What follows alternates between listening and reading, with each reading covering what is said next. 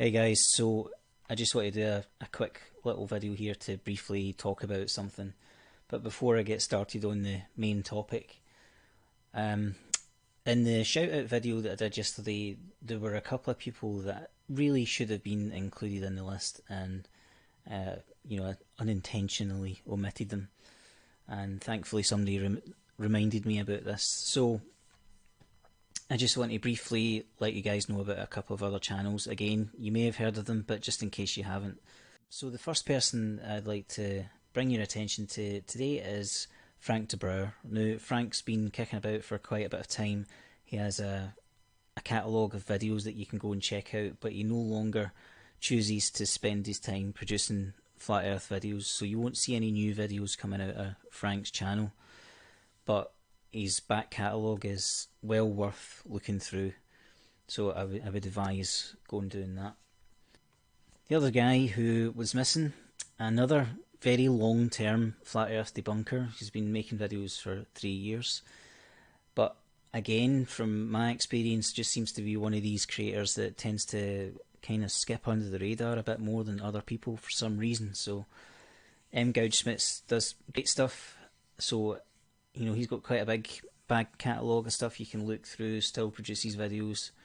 I don't really know where to start in terms of recommending videos specifically, but in recent times, he put a lot of work into compiling together this quite long video discussing perspective, which is something worth looking into if you're interested in that. But he has, just a ton of stuff on his channel, so go and check him out as well, if you haven't already, obviously. So the main thing I wanted to talk about in this video is related to the observations at Lake Pontchartrain that Soundly, Mike the Globetard and Jesse Koslowski were involved in just the other day. So they've been at Lake Pontchartrain for a couple of days and they've done a bunch of live streams while they're there. And while I was sitting watching one of these live streams, there was a couple of flat earthers, doing what they always do, demonstrating that they're dishonest to a fault and completely ignorant and just exhibiting sheer denial of what's sitting right in front of them, completely denying the curve that you can see being transmitted live from the place and finding any excuse they could. But of course their excuses are terrible. In some cases it's just an illusion. The other one was that people were saying that somehow the atmosphere was creating the curve. A more specific point that was being made with regard to the atmospheric effect that was supposedly causing the curve was the claim that the curve was only happening at the very end of the image. I think somebody actually said the last 3 huts, and also somebody made us aware that Egypt Anthony Liley had made a so-called preemptive video in which he claimed that it was some kind of coup for flat earth, that where the curvature was being seen the most was at the furthest extent of the bridge when Soundly zooms in. And of course it's the usual misrepresentation with this guy. Obviously, the further you're looking into the distance, the more and more mileage you're compressing in the final image. So as you look along the length of the bridge, the curve is going to become more and more and more apparent with distance. So obviously Soundly is zooming in to a distant area of the bridge that's a few miles away from his actual location. There's no point pointing down at the bridge directly underneath his nose and doing an observation that way. So there's nothing unusual about what we're seeing here, but Anthony obviously likes to twist things. So he has turned this into, he's zooming over there to, well, that's the only bit where curve appears to happen, therefore it's the atmosphere or whatever. So this general claim is being made that it's just the furthest point of the bridge that can be seen, both in the live chat and by Anthony in his video.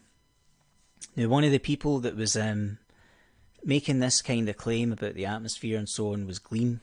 Now, Gleam is a troll, we know that, but I did say to him a few times during the live stream, take a screenshot, go away, put it into Photoshop or whatever, draw some perspective lines, come back and share that screenshot with everybody while we were all still in the live chat to see if you could back up his claim that the causeway wasn't curving in the entire length of what was visible and that it was only towards the end of what could be seen. Now, of course, Gleam never did that. He completely ignored the challenge, although he did continue to, waste people's time in the chat talking about other subjects, and of course did his usual trick, somehow managed to get on his usual spiel about the galaxy rotation curve, even though we're talking about a live stream, a video right here of a bridge right here on Earth.